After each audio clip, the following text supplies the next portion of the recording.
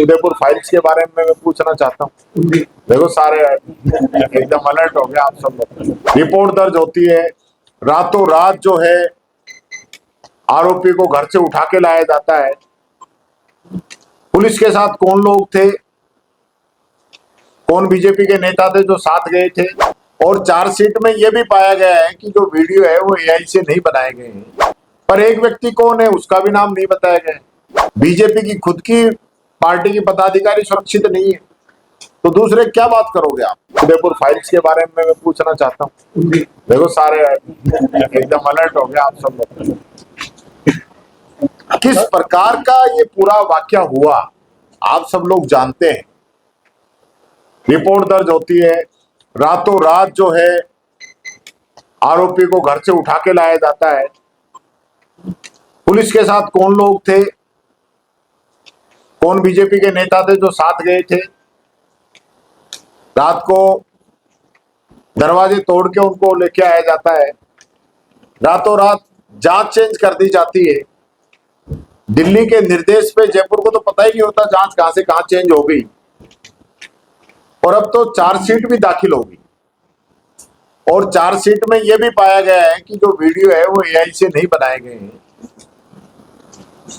और यह भी पाया गया है कि कोई व्यक्ति है, एक ही व्यक्ति माना है और लोगों को तो नहीं माना गया है।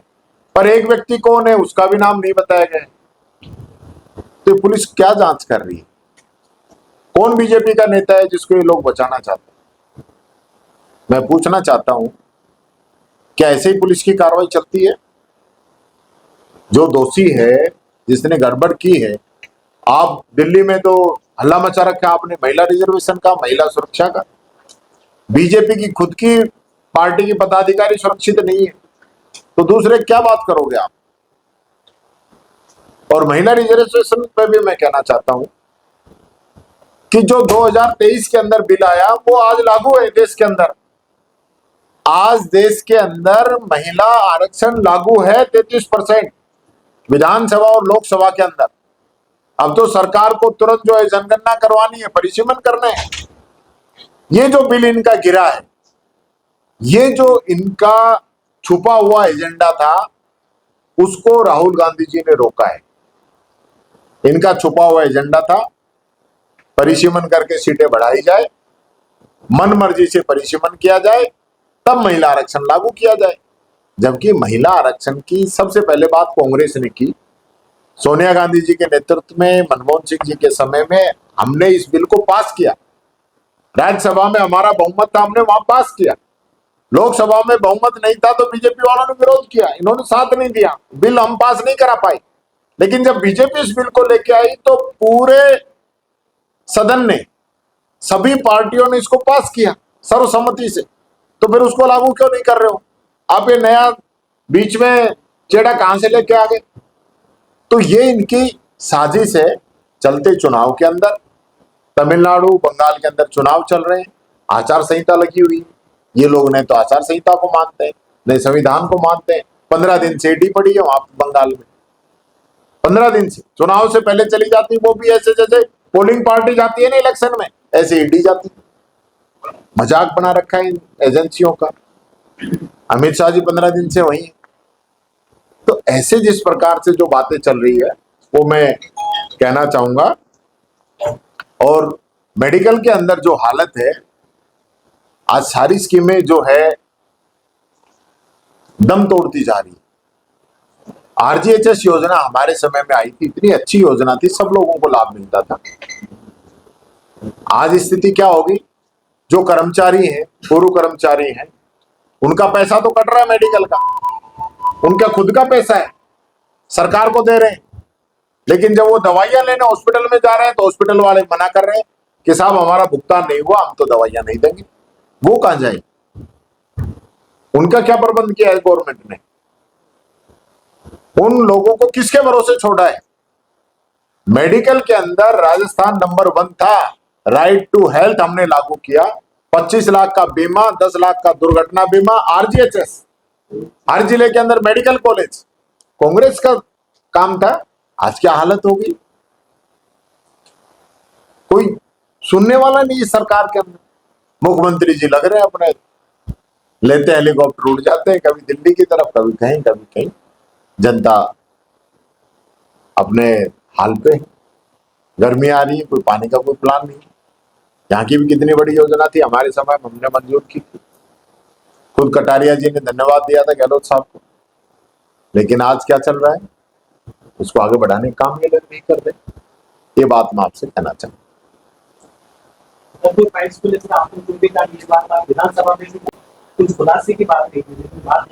देखिए, एक गरिमा है, मैं आज भी मैं कहना चाहूंगा, आप सब लोगों को भी पता है, एक गरिमा है, खुलासा करने का काम पुलिस का है, जांच एजेंसी पुलिस है। जांच एजेंसियां जो जो गड़बड़ कर रही हैं वो सारे खुलासे मैंने किए हैं, जो जो पुलिस ने गलतियां की है वो सारे खुलासे मैंने किए हैं, विधानसभा में बताएं। अब ये तो जिम्मेदारी मीडिया की बनती है कि आप उसको गहराई से निकलवाएं। सर, विधानसभा में मर्यादा हो सकती है, पर यहाँ पर जो व्यक्ति है, आप कह रहे हो एक व्यक्ति आपने कभी जिक्र करा, तो उस एक व्यक्ति का नाम उजागर कर दो। नाम तो पुलिस उजागर करे ना, पुलिस उजागर करे, उत्साहित है जानने के लिए नाम, पुलिस उजागर करे भैया। सर, आपने कहा था कि जल्द मैं खुलासा करूंगा। नहीं, मैंने खुलासा किया ना, मैंने सारा घटनाक्रम सब बता दिया, लेकिन नाम की जहां तक बात है उसकी मर्यादाएं हैं। मर्यादा तो सर, आपने वीडियो वीडियो के लिए भी कहा था सर। वीडियो आपने देखा ना मैं इसी चीज से देखता आपने कहा था आपके पास आ गए वीडियो, उसमें जब आपने विधानसभा तो मैंने देखे नहीं भाई। सर, आपको क्या लगता है, अगर भाजपा की जगह कांग्रेस होती, बीजेपी के पास अगर ये वीडियो होते दिखाओ, मर्यादा में रहती, वो जो भी लेके आते, लेकिन मैं ये कहता हूँ कांग्रेस की हमारी गवर्नमेंट होती, अगर कांग्रेस का भी कोई व्यक्ति होता तो सलाखों के पीछे जाता, दूध का दूध पानी का पानी होता, न्याय होता, अन्याय नहीं होता। सर, एक मुख्य सवाल उदयपुर की धरा पर आए हैं। यहाँ पर लंबे समय से जो है आयड़ के अंदर विकास के नाम पर कई राजनेताओं ने करोड़ों रुपए खर्च करे। 272 भूखंड का जो मुद्दा यहाँ के क्षेत्रीय विधायक ने जो भाजपा से ताल्लुक रखते हैं उन्होंने भी उठाया। क्या कांग्रेस उनको वापस मुद्दों को उठाकर दोषियों को सजा दिलाने का काम करेगी विधानसभा? निश्चित तौर पर हम प्रयास करेंगे। उदयपुर में तो काफी गरीब लोगों को उजाड़ने का काम भी किया जा रहा है जी। यहाँ बहुत, देखिए सरकार का काम लोगों को बसाना होता है, उजाड़ना नहीं होता। यहाँ जिस प्रकार से लोगों के मकान तोड़े जाते हैं, दुकानें तोड़ी जाती हैं, ठीक है अतिक्रमी हो सकते हैं, ठीक है आपको जरूरत है, लेकिन उनका आप विस्थापन करें, आप विस्थापित करें, लोगों को दूसरी जगह विस्थापित कर दें। के पास में कसाड़िया गांव है, वहाँ 7 बच्चे मर गए बीमारी से। आज कल के जो बच्चे बच्चों बालिकाएं मरी चचेरी, अभी तक पता नहीं चल पा रहा है कि किस वजह से। मैं विशेष रूप से इसीलिए आया हूँ, कल मैं लसाड़िया, सलम्बुर, प्रतापगढ़, धरियावाद उन जगह पे जाऊंगा जहाँ बच्चों की मौत हुई है।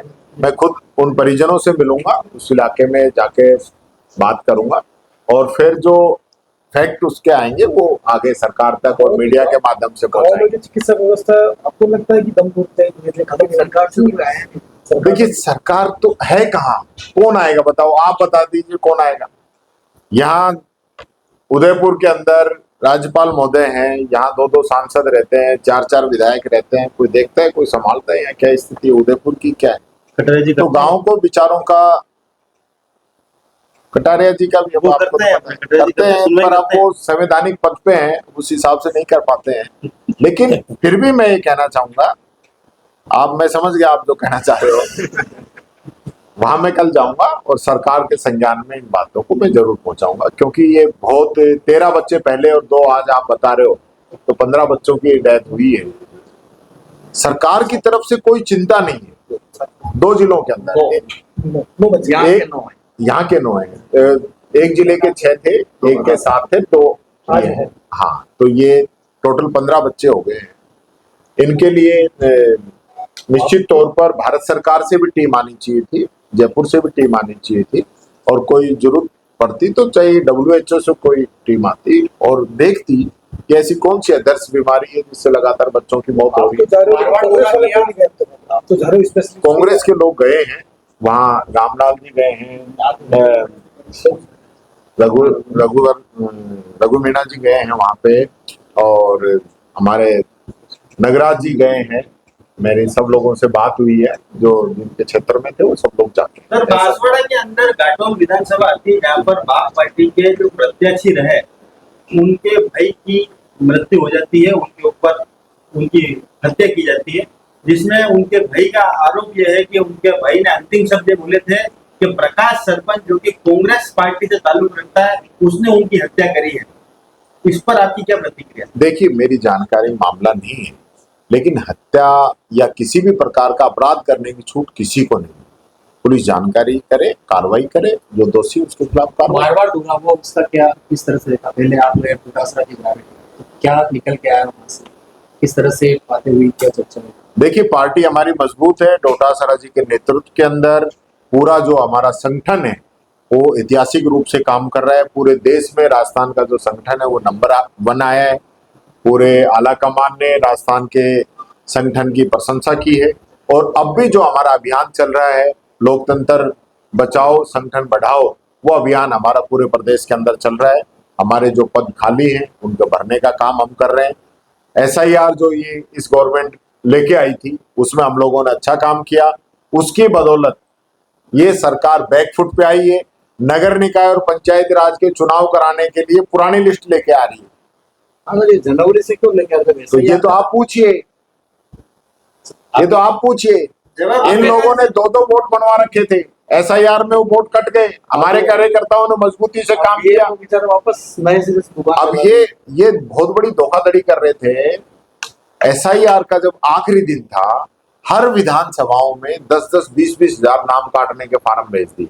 खुद मेरी कॉन्स्टिट्यूएंसी में 25,000 फार्म आए थे जो मेरे मतदाताओं के नाम काटने के थे, जो इनको लगता था कि कांग्रेस सपोर्टेड वोटर है। वो तो हमारी पकड़ में आ गया। और जब हमने देखा तो पूरे राजस्थान में इस प्रकार का, जबकि 5 से अधिक कोई फोरम कोई व्यक्ति दे नहीं सकता एक दिन में। और अगर वो देता है तो उसको शपथ पत्र देना पड़ता है। और कोई BLO या रिटर्निंग अधिकारी उनको एक्सेप्ट करता है और उनकी जांच करता है तो उसको भी शपथ लेनी पड़ती है। आप ऐसे नहीं कर सकते कि एक आदमी 100 फॉर्म दे जाए।